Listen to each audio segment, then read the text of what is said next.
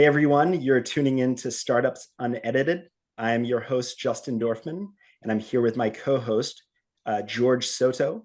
And today we're joined by Amadeo Pellicce, the founder and CEO of Map3. Welcome to the show, Amadeo. Thanks, Justin. Thanks, George. Good to be here. Awesome, awesome. Well, I was super excited to have you on the show.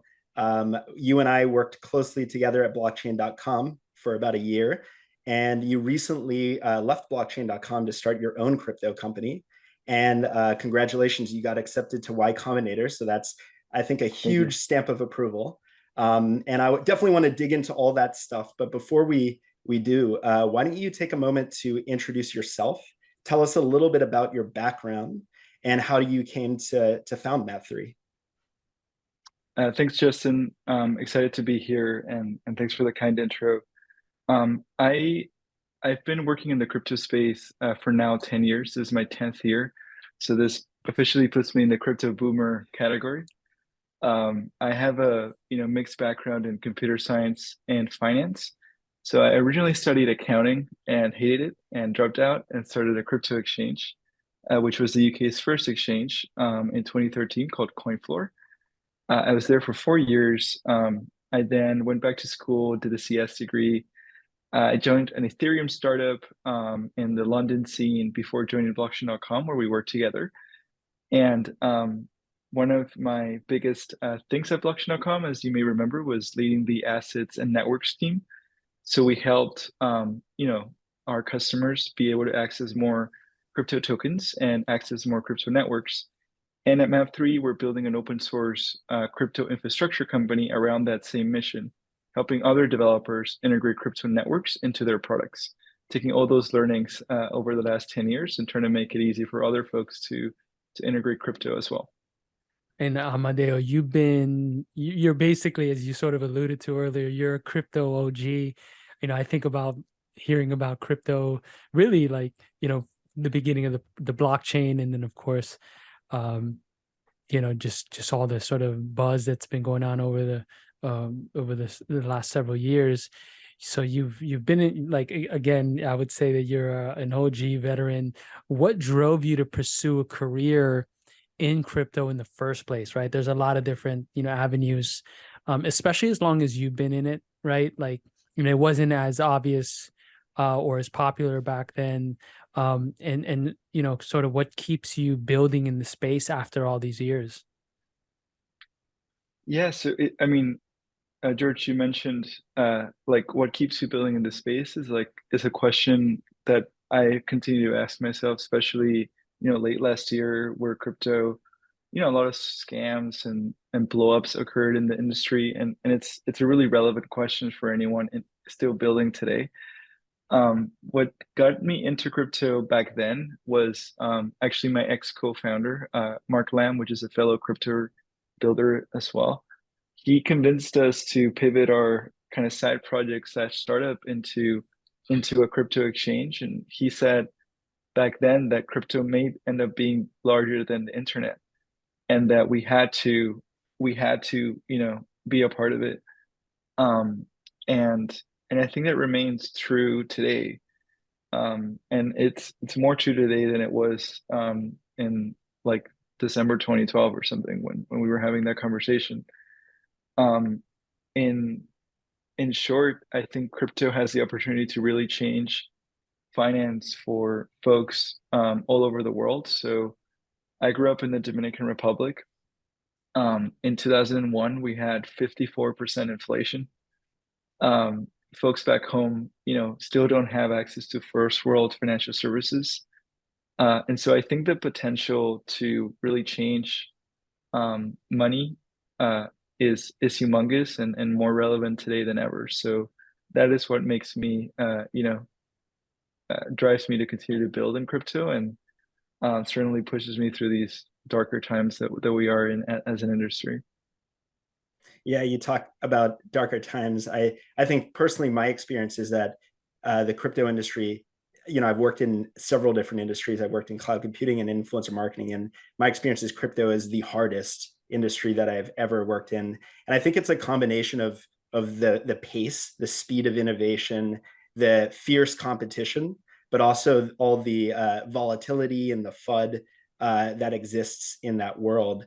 But you mentioned, the last year has been sort of, I think I heard you say the deepest crypto winter that you've experienced, and you've been through a couple of these, and you've gone and started a crypto startup in a crypto winter.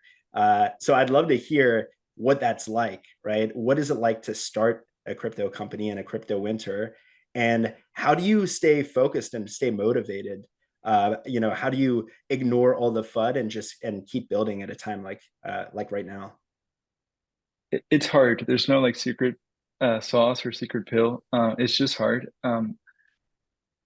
It is the best time to build a business in a downturn generally in tech or more broadly in the economy. I think when it comes to crypto, it's particularly a good time to build in a downturn because crypto is still misunderstood by investors, by the media, and by the broader population. What you find is that it's an industry that attracts a lot of tourists, both tourists, people and tourist capital, tourist money. And in the up times and in the high times, that can really make it, hard to stand out amongst the sea of folks that are doing things that don't make a lot of sense or maybe like doesn't have like economic fundamentals, their businesses or projects. But in a downturn, you're sort of left with this lagging amount of infrastructure that was all built up, in the upturn, but with way less people to take advantage of that. And so the way I like to think about it is we're building in today's crypto market with the infrastructure of 2022 or like late 2021, which was the high. But we have the opportunity to capture market share of 2025 with a lot more leverage, right? And so it's sort of like in like a perfect market which goes up let's say like a little bit every year, it's sort of hard to get market share where everything is constant, right? Like folks are spending the same amount of marketing dollars or the same amount of investments in engineering and other things. But now you've got all these investments that were made in infrastructure that now you can take advantage of to try to get market share over the next few years with a lot more leverage and intensity. And so like I quit because we were starting to get into a crypto downturn and it was the right time. I never dreamed that 3 to 4 months later you would have all these blowups. Like FTX was particularly bad for our industry, um, but it the premise still stands. It is still the best time to build. It might just be like the longest winter for crypto, but the opportunity remains. Well, let's talk a little bit about YC. First of all, like that all makes sense to me. And, it's, I gotta say it's courageous because there are a lot of folks who are just like, oh, I can't take that risk right now. The fear, right? Fuck fear, man. I just hate fear so much across a variety of different aspects of life or this reality. As a side note, just because I notice what it does to me in my decision making, right? So I just got to give you kudos for actually, taking that risk in the midst of this stuff. And you're right, because you always end up hearing later on everyone that took that risk or those stories of the folks who got out of it, and how successful they were. But let's talk about YC, because first of all, again, like YC is, absolutely incredible, right? I remember sitting in the Bay Area, boy, I'm gonna say 2008 or something, and or probably before that actually, and hearing about YC, meeting a couple YC when Paul had just launched it, when he was still, obviously running it, and it's come a long way, and it is the premier organization of its kind. So kudos to you. What is that experience like? And maybe you can tell us a little bit about that journey for the folks who are, super curious around getting into YC. Yeah, thank you. It's been dreamlike and it's been incredible. We're super privileged and grateful to be joining the YC community. Um, I actually applied to YC with that first startup 10 years ago. And so it's always been something I look forward to in my career to be able to learn from the YC way of creating companies and all the principles, instilled by PG and all the likes.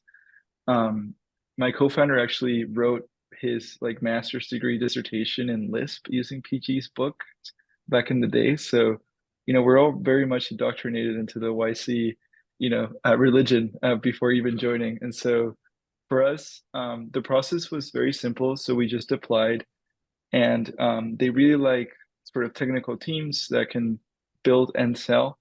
And I think, we had that credibility, right? We've built some things in crypto before. Um, we we like to think that we can get our product to market and sell it as well. And so, you know, past the first interview, they called us the next day and um, they asked us a couple more questions and we got accepted. The experience since joining has been great. So YC really is an accelerator, and I think it's done that for us as a business. So we're now speaking in learnings that we get it per week or every 2 weeks. We always find some significant customer insight. Um, and before YC, when we started in Q4 last year, it would take weeks or months to move as quickly, and whether that's being able to talk to more folks because YC opens doors for you, into potential customers or just folks reaching out because you are in YC and they are looking for a solution in your space.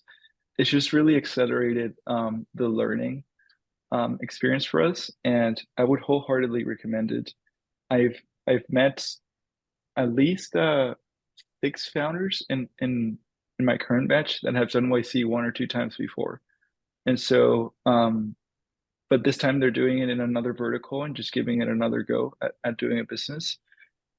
It's just a great platform for you to be able to launch a business. And if you're in the early days, or maybe you've got a little bit of traction, but not as much as you'd like, I would wholeheartedly recommend YC. Very Awesome. cool. And yeah, I'm sure you're going to get a ton of amazing lessons from all the experience um, and the experienced people that you're going to meet through YC. But you also, I think you mentioned a couple of times, this is your second go round, right? So this is not your first rodeo. I'm sure you learned a ton of lessons the first time when you launched your startup. What are some of the lessons that you did learn in that first experience that you're really trying to apply the second go around at Map3? Um, so I think the biggest lesson is just to make sure you make a long-term bold bet, even if the short-term market doesn't necessarily square with it. Um, that was the case for us when we did CoinFloor. Our thesis was Bitcoin was going to become a thing and folks needed a way to buy and sell it. And it wasn't a thing when we started, but if it did become a thing, you would need exchanges. And that was our thesis for the UK crypto market in GBP. I think with Map3, we are building towards a small set of customers that are currently in crypto today, but really the price is trying to onboard the companies, the fintechs, the neobanks, the more traditional finance folks, and giving them that infrastructure to interact with crypto. That hasn't happened yet en masse. Like we did some internal research that shows that only 3 to 4 thousand companies have crypto in their balance sheet. But just for context, like there's 95,000 like financial institutions that custody people's money all over the world. And so um, I think that is the main lesson, which is like it is okay to make a long-term bet and be wrong in the beginning. And it's hard, I think, when you go through YC to like not get too frustrated about the fact that numbers aren't going up into the right while you're in the batch, before demo day or etc.